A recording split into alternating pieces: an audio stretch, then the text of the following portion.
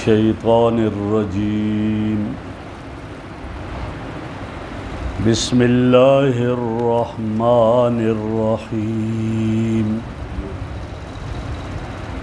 یا ایھا الناس اتقوا ربکم الذی خلقکم من نفس واحدۃ وخلق منها زوجها وبث منهما رجالا كثيرا ونساء واتقوا الله الذي تساءلون به والأرحام إن الله كان عليكم رقيبا یا ایھا الناس اتقوا ربکم، اے لوگو ڈرو اپنے رب سے، الذی خلقکم من نفس واحدہ، وہ اللہ کہ جس نے تمہیں ایک نفس سے پیدا کیا، وخلق منہا زوجہا، اور اسی سے اس کا جوڑا پیدا کیا، وبث منہما رجالا کثیرا، اور پھر ان دونوں سے پھیلائے بہت سے مرد، ونساء، اور بہت سی عورتیں۔ واتقوا اللہ الذی، ڈرو اس ذات سے، تساءلون بہ، کہ جس کے ذریعے سے تم سوال کرتے ہو، والارحام، اور ڈرو رشتہ داریوں سے، ان اللہ کان علیکم رقیبا، بے شک اللہ رب العزت تمہارا نگران اور نگہبان ہے۔ میرے محترم بزرگوں اور دوستو، سورہ نساء شروع ہوئی ہے، اس سے پہلے سورہ آل عمران تھی، اور اب سورہ نساء۔ اس سورت کو سورہ نساء اس لیے کہا جاتا ہے کہ نساء یہ جمع ہے امراتن کی، عورتوں کے احکام اس میں ذکر کیے گئے ہیں، اس لیے اس سورت کا نام سورۃ النساء رکھا گیا۔ اور یہ مدنی سورت ہے، ہجرت کے بعد یہ سورت اتری ہے، مدنی سورت اس لیے اس سے کہا جاتا ہے۔ پہلے والی سورہ آل عمران کے ساتھ اس کا ربط کیا ہے؟ سورہ آل عمران کا اختتام تقوی پر ہو رہا ہے، اور سورہ آل عمران کے آخر میں فرمایا واتقوا اللہ لعلکم تفلحون، کہ تم اللہ سے ڈرو تاکہ تم کامیاب ہو جاؤ، تمہیں جنت مل جائے۔ اور اس سورت کا آغاز تقوی سے ہو رہا ہے، یا ایھا الناس اتقوا ربکم الذی خلقکم، اے لوگو ڈرو اس رب سے جس نے تمہیں پیدا کیا۔ تو پہلی سورت کا اختتام تقوی پر ہو رہا ہے، اور اس سورت کا آغاز تقوی پر ہو رہا ہے، تو اس سورت کی پہلے والے سورت کے ساتھ یہ مناسبت ہے۔ اور انداز اختیار کیا یا ایھا الناس، سب لوگ اس میں شامل ہیں، چاہے وہ جس طرح کے لوگ ہوں، ہر طرح کے لوگ اس میں شامل ہوں گے۔ جہاں آتا ہے یا ایھا الذین آمنوا، وہاں ایمان والے مراد ہوتے ہیں، اور جیسے عام طور پر مدینہ منورہ میں وہاں سے جو آغاز ہوتا ہے یا ایھا الذین آمنوا، اور مکہ میں جو خطاب کا انداز رہا ہے تو وہ یا ایھا الناس والا رہا۔ تو یہاں فرمایا کہ اللہ سے ڈرو۔ یہ آیت ایسی آیت ہے کہ جس کو نکاح کے خطبے میں بھی پڑھا جاتا ہے، اور نکاح کے خطبے میں اس کا پڑھا جانا مسنون ہے۔ کیوں؟ اس لیے کہ تقوی جب آئے گا تو تقوی کے ذریعے آدمی کئی گناہوں سے بچ جائے گا، کئی چیزوں سے بچ جائے گا۔ میں نے پہلے عرض کیا ایک دفعہ کہ تقوی کے کئی درجات ہیں۔ ایک درجہ تقوی کا کیا ہے؟ آدمی شرک سے بچے۔ دوسرا درجہ تقوی کا کیا ہے؟ آدمی گناہ کبیرہ سے بچے۔ تیسرا درجہ تقوی کا کیا ہے؟ آدمی گناہ صغیرہ سے بچے۔ اور آخری درجہ کیا ہے کہ آدمی شبہات سے بھی بچے۔ جہاں شبہات پیدا ہو رہے ہیں ان سے بھی آدمی بچنے کی گویا کہ کوشش کرے۔ اور یہاں نکاح کے خطبے میں اس آیت کا پڑھنا اسی لیے اس کو مسنون قرار دیا کہ یہ تعلقات ایسے تعلقات ہوتے ہیں اور اس طرح کی رشتہ داریاں ہیں، اور یہاں پر تقوی ہی کی وجہ سے آدمی جو ہے ان گناہوں سے اور ان معصیات سے بچ سکتا ہے اور ان رشتہ داریوں کا پاس رکھ سکتا ہے۔ تو فرمایا کہ ڈرو اس رب سے۔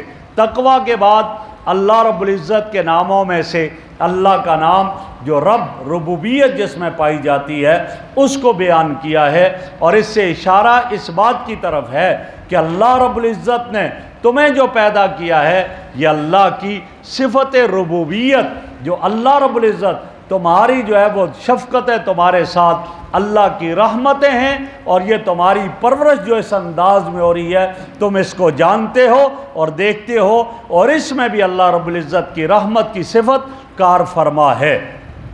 فرمایا ڈرو اس رب سے الذی خلقکم من نفس واحدہ، جس نے تمہیں ایک نفس سے پیدا کیا، اور نفس سے مراد حضرت آدم علیہ السلام ہیں۔ اللہ رب العزت نے حضرت آدم علیہ السلام سے پیدا کیا سب کو، اور وہ کیسے؟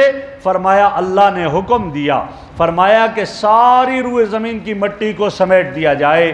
جب اسے سمیٹا گیا اور اس میں سے پھر فرمایا کہ اللہ رب العزت نے اس مٹی کا یہ حکم دیا کہ اس کو گوندا جائے، اور گوند لیا گیا، اور اس سے حضرت آدم علیہ السلام کا پتلا بنایا گیا اور اس میں روح ڈالی گئی۔ یہی وجہ ہے کہ آج پوری کائنات کے اندر انسانوں کو دیکھو، رنگ مختلف، کوئی گورا ہے تو کوئی کس طرح رنگ کا ہے، مزاج مختلف ہیں، کوئی سخت مزاج ہے، کوئی نرم مزاج ہے، کوئی کس کیفیت کا ہے۔ یہ ساری کی ساری چیزیں اسی ہی کی طرف اشارہ ہیں کہ چونکہ مٹی مختلف ہے لہٰذا انسانوں کی تخلیق اسی سے، اور یہی اوصاف انسانوں کے اندر پائے جاتے ہیں۔ حضرت آدم علیہ السلام کو بنا دیا، حضرت آدم علیہ السلام کو پیدا کیا۔ اب اس کے بعد حضرت آدم علیہ السلام جو ہے انہیں چاہیے تھا کہ بیوی بھی ہو، مانوسیت ہو، اس کے لیے پھر اللہ رب العزت نے حضرت حوا کو حضرت آدم علیہ السلام کی پسلی سے پیدا کیا ہے۔ اب اس کے حوالے سے حضرات مفسرین یہ فرماتے ہیں اور حضرات صحابہ کے اقوال نقل کرتے ہیں، اور وہ یہ فرماتے ہیں جیسے حضرت کعب ابن احبار وہ فرماتے ہیں کہ حضرت حوا کو حضرت آدم کی پسلی سے پہلے پیدا کیا اور اس کے بعد انہیں جنت میں داخل کیا۔ حضرت عبداللہ ابن مسعود رضی اللہ تعالیٰ عنہ اور حضرت ابن عباس رضی اللہ تعالیٰ عنہ فرماتے ہیں، فرمایا کہ حضرت آدم علیہ السلام کو جنت میں داخل کر دیا تھا، اور اس کے بعد حضرت حوا کو حضرت آدم علیہ السلام کی پسلی سے پیدا کیا، اور پسلی میں بھی سب سے اوپر والی پسلی یہ ٹیڑھی ہوا کرتی ہے اس سے پیدا کیا۔ اسی لیے فرمایا کہ عورت کے اندر ٹیڑھا پن پایا جاتا ہے، اور آدمی کوشش کرے سیدھا کرنے کی وہ کبھی سیدھی نہیں ہوگی، جیسے پسلی کو آپ سیدھا کرنا چاہے نہیں ہوگی، ٹوٹ جائے گی، اس طرح فرمایا عورت اس کے ساتھ اسی طرح گزارا کیا جائے، ورنہ اس کو سیدھا کرنا چاہو فرمایا نہیں ٹوٹ جائے گی، وَكَسْرُهَا طَلَاقُهَا، اور اس کا ٹوٹنا اس کی طلاق ہے، گویا یہ ہو جائے گا۔ تو یہاں یہ فرما دیا، فرمایا کہ حضرت حوا کو پیدا کیا ان سے، اور حضرت حوا کو حوا کیوں کہا جاتا ہے؟ حضرات مفسرین لکھتے ہیں چونکہ یہ ایک زندہ چیز سے پیدا کی گئی، حضرت آدم کی پسلی سے پیدا کی تو حی سے ہے، گویا ایک زندہ چیز سے ان کو پیدا کیا گیا ہے اس وجہ سے۔ اور اس کی تخلیق پیدائش عام طرح کی نہیں ہے کہ جیسے جو ہے توالد اور تناسل کا سلسلہ وہاں اولاد پیدا ہوتی ہے اس کی طرح نہیں ہے۔ اسی لیے یہاں یہ نہیں شبہ کیا جائے گا کہ گویا کہ حضرت آدم سے حضرت حوا پیدا ہوئی تو حضرت آدم باپ بن جائیں گے، نہ وہ باپ نہیں بنے گے۔ کیوں؟ یہ ان کی پسلی سے، جیسے پوری مٹی سے جو ہے وہ اس کا نکالا مادہ اور حضرت آدم علیہ السلام کو پیدا کر لیا، اور حضرت آدم کی پسلی سے حضرت حوا کو بنا دیا ہے، لہٰذا اس لیے یہ رشتہ داریاں یہاں نہیں چلیں گی۔ ہاں حضرت آدم ہم سب کے باپ ہیں اور حضرت حوا ہم سب کی ماں ہیں، فرمایا ان سے ان کو پیدا کیا، اور آگے فرمایا وَبَثَّ مِنْهُمَا رِجَالًا كَثِيرًا، پھر اس حضرت آدم اور حضرت حوا ان سے بہت سارے مرد اور بہت ساری عورتوں کو پھیلا دیا، انہیں آگے بڑھا دیا اور آگے ان کو پھیلا دیا، اور کثرت ان سے آئی۔ لہٰذا کیوں؟ آدم علیہ السلام سے لے کر آج تک جتنی مخلوق آئی، قیامت تک جتنی مخلوق آئے گی اللہ کے علم میں ہے، اللہ کے سوا اور کسی کے علم میں یہ نہیں ہے یہ کتنی ہوں گی۔ تو فرمایا ان سب کو پھیلا دیا اور آج ہر طرف یہی ہیں، لہٰذا یہ پیدا کیا۔ آگے فرمایا وَاتَّقُوا اللَّهَ الَّذِي तसाअलून बिही, और डरो उस ज़ात से कि जिसके साथ तुम सवाल करते हो। हाँ, यानी बाज़ को बाज़, और जैसे अल्लाह की कस्में देकर अल्लाह से मांगते हो, अल्लाह के नाम की कस्में देकर करते हो, फरमाया उस अल्लाह रब्बुल इज़्ज़त का खौफ दिल में रखो और उससे डरो। तकवा क्या है? मैंने पहले भी अर्ज़ किया कि एक सहाबी से सवाल किया गया, तकवा किससे कहा जाता है? उन्होंने जवाब में फरमाया, क्या आपका गुज़र कभी खारदार रास्ते से हुआ? कहा कई दफ़ा गुज़र हुआ। कहा कैसे चले हो? कांटे हर तरफ है, झाड़ियाँ हैं, कैसे गुज़र हुआ? फरमाया कपड़ों को समेट समेट कर गुज़रता हूँ ताकि कांटों से ना उलझ जाए। फरमाया तकवा यही है, आदमी इस दुनिया में आया, हर तरफ गुनाहों के कांटे ही कांटे हैं, गुनाहों की झाड़ियाँ ही झाड़ियाँ हैं। नज़रों का गुनाह है, ज़ुबान का गुनाह है, हाथों का गुनाह है, पाँव गुनाह की तरफ चलते हैं, कान गुनाहों को सुनते हैं। अब ये हर तरफ गुनाहों के कांटे और झाड़ियाँ हैं। अब इस तरह यहाँ ज़िंदगी बसर करे, इसकी नज़रें भी महफूज रहें, बदनज़री का शिकार ना हो, इसकी ज़ुबान महफूज रहे, गाली ना दे किसी को, गीबत ना करे, चुगली ना करे, इसके कान महफूज रहें, इसके कानों में कुरान की सदाएं आएँ, ना कि म्यूज़िक सुनता हो, ना कि गीबत सुने, ना कि गाली सुने। इसके हाथ उठें, खैर की तरफ उठें, हाथों से अदा हो, जुल्म ना सदका अदा हो। इसके पाँव चलें, खैर की तरफ चलें, खैर की तरफ उठें। यही है, फरमाया इस तरह ज़िंदगी बसर करे आदमी इस दुनिया में तो गोया गुनाहों से बचता रहे। ये तकवा है। और इसका नतीजा क्या होगा? इसका नतीजा ये है कि अल्लाह की रज़ा मिलेगी और जन्नत इसको मिलेगी। आगे फरमाया वल अरहाम, वल अरहाम का माना रिश्तेदारियों से भी उनका ख्याल करो, रिश्तों के तोड़ने से बचो और नातों के तोड़ने से बचो, बल्कि इनको गोया कि इनका ख़ास ख्याल रखो। उम्मुल मोमिनीन हज़रत आयशा सिद्दीक़ा रज़ी अल्लाह ताला अन्हा इरशाद फरमाती हैं कि रसूलुल्लाह सल्लल्लाहु अलैहि वसल्लम ने फरमाया अर्रहिमु मुअल्लक़तुन बिल अर्श, फरमाया ये रिश्तेदारी अल्लाह के अर्श के साथ मुअल्लक है, लटकी हुई है अल्लाह के अर्श के साथ। और कहती क्या है? मम वसलनी वसलहुल्लाह, जो मुझे जोड़ेगा अल्लाह उसको जोड़ेगा, जो मुझे मिलाएगा अल्लाह उसको मिला कर रखेगा। वमन कतानी कताहुल्लाह, जो मुझे तोड़ेगा, जो इस रिश्तेदारी को तोड़ेगा अल्लाह रब्बुल इज़्ज़त उसको तोड़ देगा। यहाँ तक वो इरशाद फरमाया। और एक और जगह इरशाद फरमाया, जो आदमी जो है रिश्तेदारी का और सिला रहमी का ख्याल रखता है, अल्लाह उसके रिज़्क़ में भी इजाफा फरमाते हैं, अल्लाह रब्बुल इज़्ज़त उसकी उम्र की दराजी करते हैं, उम्र बढ़ाते हैं। ये किसका? सिला रहमी का और रिश्तों और नातों को जोड़ने का ये नतीजा है। और हज़रत अब्दुल्लाह इब्न सलाम रज़ी अल्लाह ताला अन्हु आपके सहाबी हैं, जो पहले यहूदी थे, यहूदियत से फिर जब इस्लाम में आए, फरमाते हैं जब आप सल्लल्लाहु अलैहि वसल्लम मक्का मुकरमा से मदीना मुनव्वरा तशरीफ़ लाए और आप जब हिजरत करके आए तो मैं आपकी खिदमत में हाज़िर हुआ, तो सबसे पहले जो आपके अल्फाज और कलिमात मेरे कानों से टकराए, मेरी समातों से टकराए, वो क्या अल्फाज थे? उफ़्शुस सलाम, सलाम को आम करो, हर एक को सलाम किया करो। लिहाजा सलाम में क्या होता है? सलाम में अल्लाह की तरफ से नेकियां ही मिलती हैं। मैंने पहले गालिबन अर्ज़ किया कि हज़रत मौलाना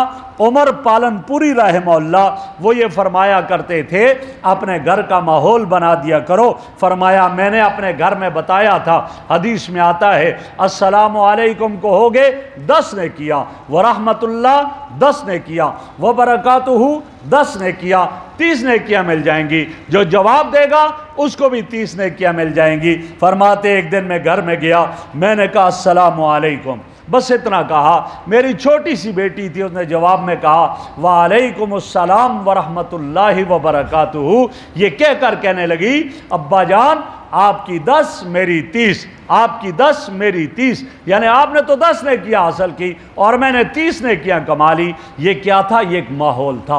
तो फरमाया सलाम को आम करो, अफ़शुस सलामा व अतिमुत ताम। ये रसूलुल्लाह सल्लल्लाहु अलैहि वसल्लम मदीना आकर सबसे पहले आपके ये अल्फाज और कलिमात और ये आपने दावत दी। फरमाया खाना खिलाओ भूखों को, मोहताजों को खाना खिलाओ, वसलुल अरहामा और सिला रहमी करो, रिश्तों को जोड़ो, रिश्तों को न तोड़ो। इसके बारे में फरमाया और फरमाया सल्लू बिल्लैल वन्नासु नियाम, और रात को तहज्जुद की नमाज अदा करो जब लोग सो रहे होंगे।